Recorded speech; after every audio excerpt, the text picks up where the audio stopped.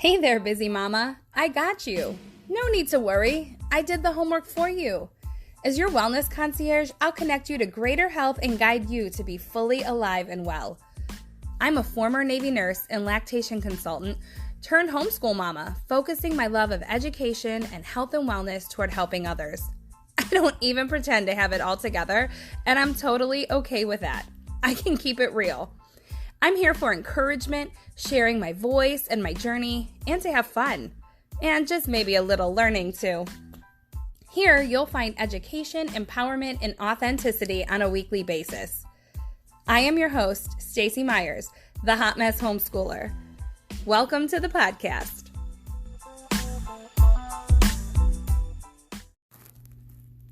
Hey there, everyone. Welcome to the podcast.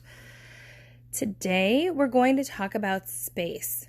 No, not aliens and outer space, but space in terms of giving ourselves room. Many of you may have remembered that I did, over the past spring and into early summer, a health and wellness program that was faith-based, and it was really incredible. And in fact, even though it was 12 weeks long, I am still unpacking lessons from that. I shared a few things, with y'all that I was learning and processing, and this is one of them.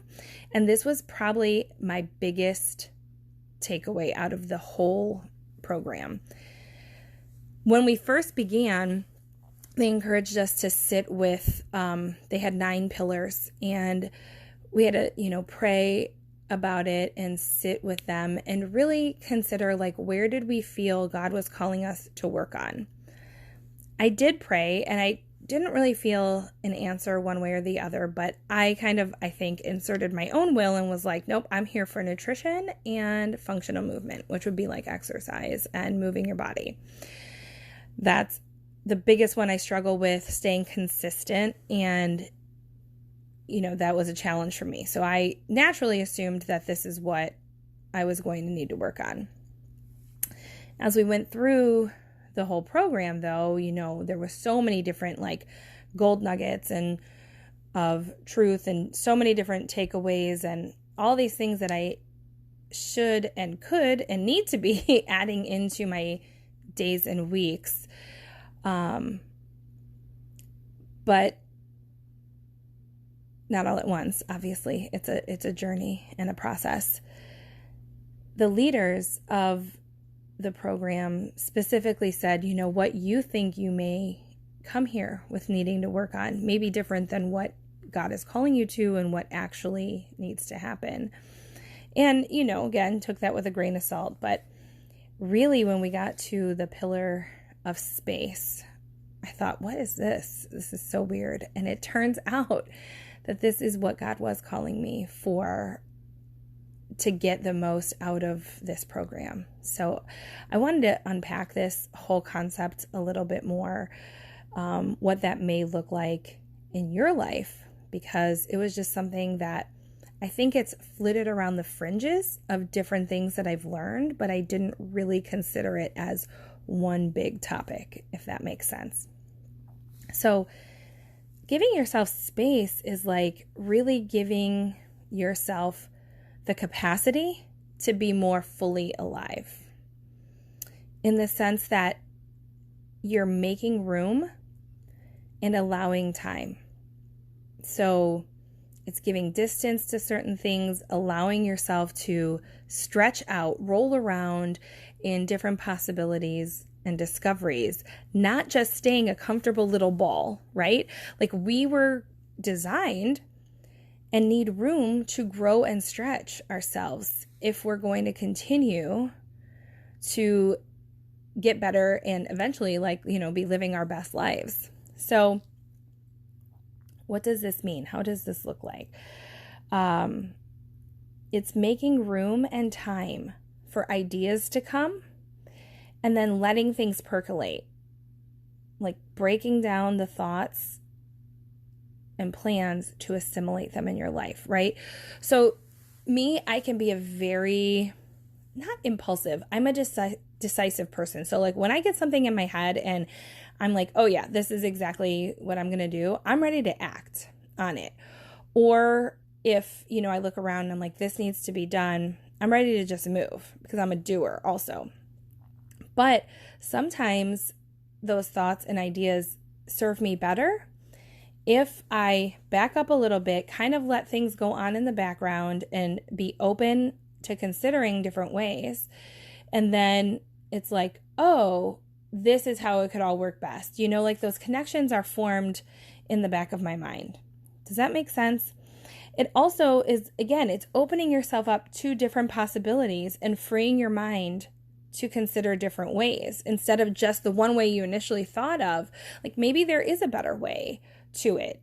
But if we just jump right in without giving ourselves and our brain the space and the time to really kind of like let all of that float around and see like, oh, maybe there is a better way. Maybe it's a different way than what I thought, This isn't like woo-woo or manifesting anything. It's just really opening up yourself and freeing your mind to new possibilities that are out there, because sometimes we get so locked into this little tunnel that we're like walking through, we forget to lift up our eyes and look around and see that there can be different ways of doing things. It's making space and time to process past events and allowing room for the future to unfold. Not just being stuck where you were with who you were, how you were, right? Like we're always growing and evolving. So allowing that acceptance for who you were then and where you are now, but allowing the future to be open for growth, So that's important as well. Sometimes it's just getting out of our own way so Jesus can work in and through us, right? Like God has a plan for us, and oftentimes, we relegate him to the passenger seat, right? Even though we'll say, Jesus, take the wheel. We only want him to take the wheel when it's something's going wrong. Most of the time, we're happy just like driving along with him, just being a co-pilot, right? What we really want is for him to be in the driver's seat and for us to sit passenger, but not be driving ourselves. You know what I'm saying? I'm teaching my daughter how to drive. She just got her permit. So this analogy really hits home because, I'm trying to be calm, and the lack of control for this is, for me, is a struggle. Watching her drive, and I'm hitting that imaginary brake and putting my hand up, and it's like, oh my gosh. And I think, now granted, I'm not comparing my daughter to God, but I think we do the same thing to God, right? Like when he is in the driver's seat, we're trying to like still control the process. So it can be hard, but like giving ourselves space and allowing him to do the work in our life can be more beautiful than we ever imagined. In a more practical sense, right? Like space can look like physically getting rid of clutter and excess. External clutter causes internal chaos. And our body, mind, and soul really craves order of some sort. And when we're sitting here always looking at a place that, right now I feel this in my life. I have piles everywhere. And this is a process I'm trying to even do so it's even creating a better physical space, making better use of the space that I have, going through my house and getting rid of what no longer serves me, what we don't need, and then, repurposing and making it different so it's much more functional and open and peaceful, right? And when you walk in and you see the kitchen piled up with dishes and laundry unfolded on the couch and all this stuff, it's like, you can't feel peace. You can't be creative. You can't be your best self, because then all your brain is thinking about is all the stuff you have to do, right? In an even more physical sense, like creating space and time for healing in our body. Our bodies were designed and created to heal themselves, but we have to give it the right things that it needs and the space to do it. We can't just pop a supplement and then, expect immediate results. For most of us, like where we are in our bodies took time to get here. So we can't expect immediate and miraculous healing every single time when we try something new supplement, new exercise regimen, new diet plan. Like, we have to allow the space for those things to function well in our bodies. And, speaking of healing specifically, it is rarely linear. It is not a straight line, and that I can attest to in my own journey. It is definitely zigzaggy and crazy. Another thing we can do is give ourselves space from technology. Unplug. Close those tabs. I don't know, like, there's a meme going around, at least it was a while back, about, with all the browser tabs open, like, this is what my brain looks like. I don't know where the music's coming from. Honestly, I can relate to that. That is exactly how my brain is and what my actual browser tabs look like. I always have like 84 of them open. Drives my husband nuts. But that's just how I know to get back to things. It works for me. But sometimes when I do open up like Chrome and I see all of those open, it's like, it can bring stress. And again, externally, it's creating then internal chaos for me. So take the time, close the tabs, clean out the inboxes, and disconnect for a while. Be fully present, in your life and do other things. It is easy. We love our phones. I totally do. I use my phone for work. I use it for fun. I use it for a communication tool, for safety. Like, there are so many purposes, and it can be used in a really good way. But regardless, we still need to take a break from it. We need to put some space between us and our devices, for sure. Making time and space for prayer, praise and worship. Like, how are you connecting with your Creator? I've talked before about morning prayer routine for me is essential to how I feel and how I function. And I just feel like I'm plugging into my power source. And I just encourage you to do the same thing. Obviously, I would recommend the morning because there's no better way to start your day. And then at night as well, really considering the day. How did it go? What could I have done better? Anything that I need to do before move on, anyone I need to forgive, who do I need to talk to, and releasing what you don't need to hold on to. And then just, again, praising God for all of it. So, but again, you need to create that space for these things to happen in your life. Planning,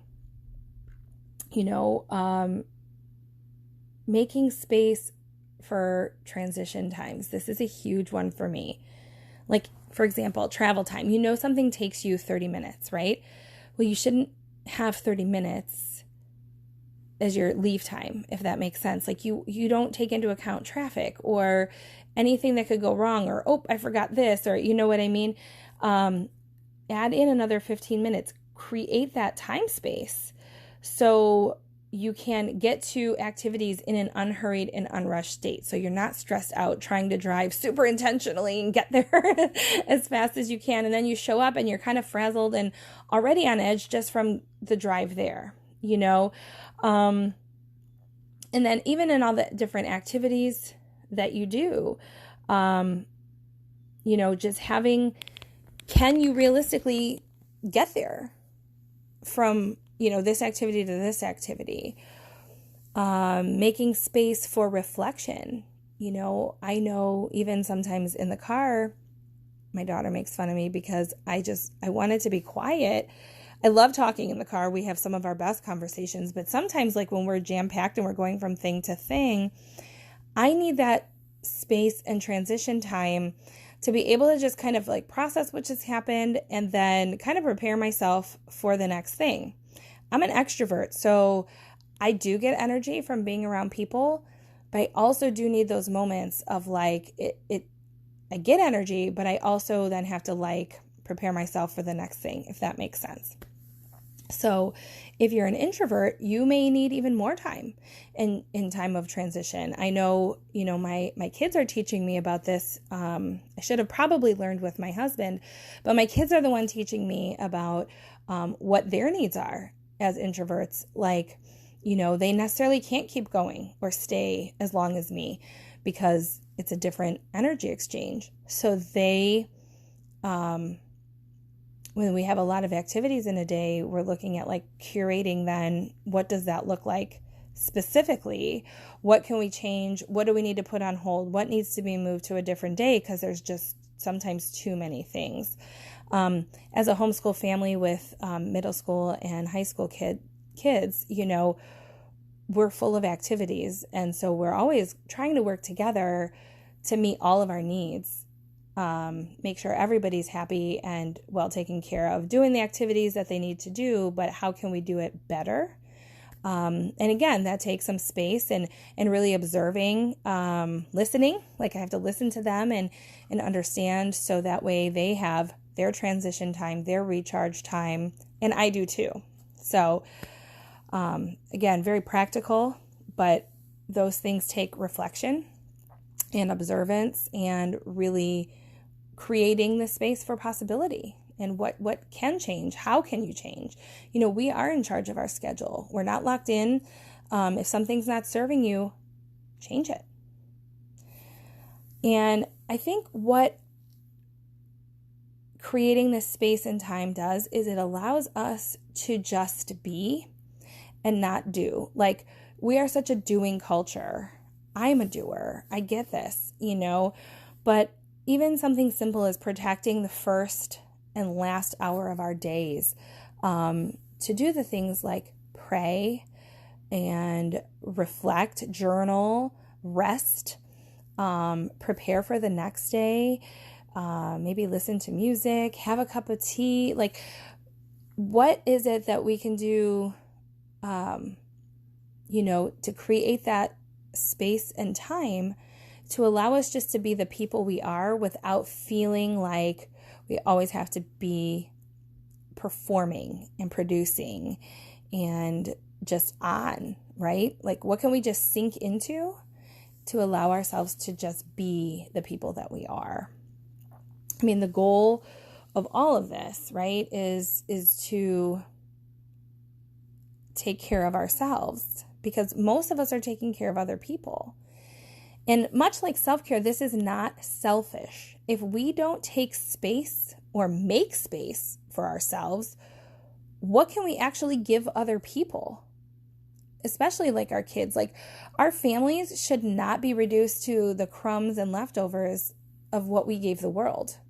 We need to, and we deserve better for ourselves as well. So we have to look at it in terms of like creating the space for these things to help us function better, and then we can serve from our overflow.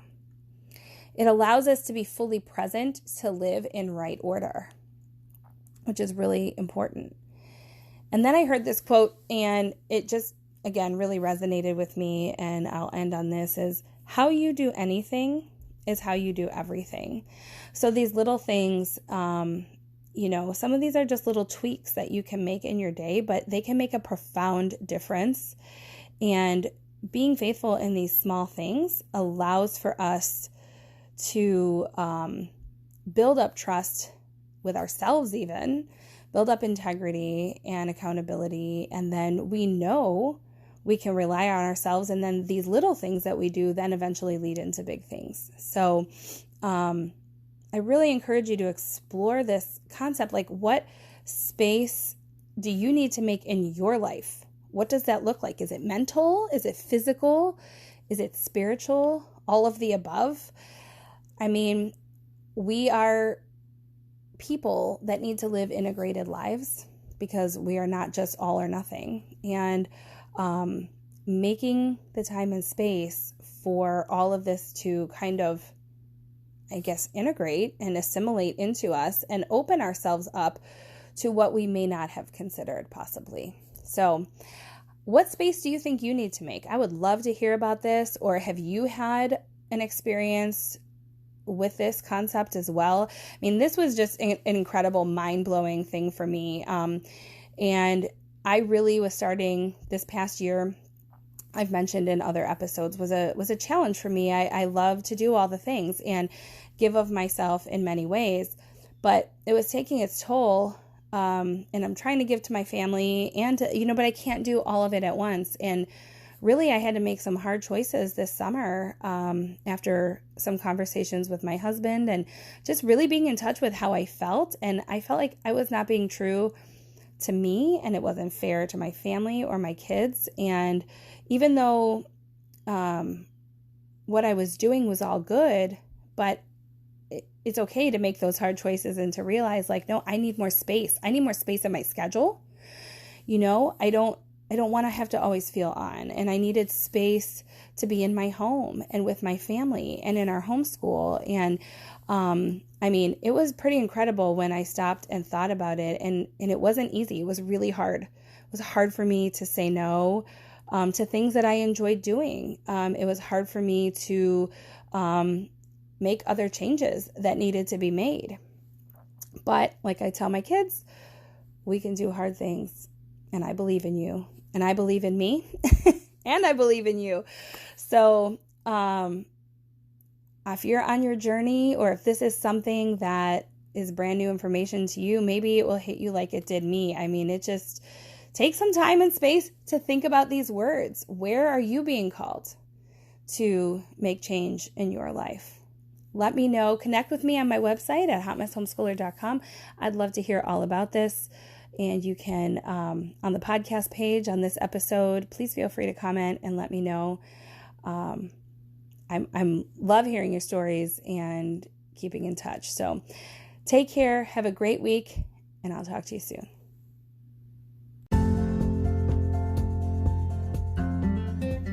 Hey, thanks for listening. Head on over to hotmesshomeschooler.com, where you'll find all the things. Connect with me on socials, check out the blog, and subscribe to the podcast on your favorite platform. I look forward to serving you. Have a wonderful day, and until next time, be alive and well.